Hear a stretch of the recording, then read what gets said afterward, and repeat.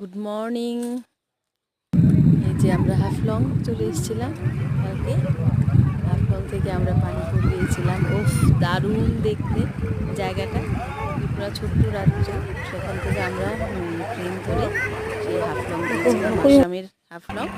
সেখান থেকে আমরা একটা গাড়ি নিয়ে নিয়েছিলাম, সেই গাড়ি দিয়ে পানিপুর গিয়েছিলাম। আরও অনেক জায়গায় গেছি। এই জায়গাটা যেটা দেখাচ্ছি আমি, সেটা হলো পানিপুর। সেখানে একটা ছোট্ট, মানে কি বলবো, এটা একটু হ্রদের মতোই না রে, হ্রদেই এটা, মানে আবার আইল্যান্ডের মতো লাগছিল, মানে মিডিল একটা আইল্যান্ড, দু তিনটে আইল্যান্ডের মতো আছে ছোটো ছোটো। অনেক ভালো এনজয় করছে সবাই, ছোটো জায়গা।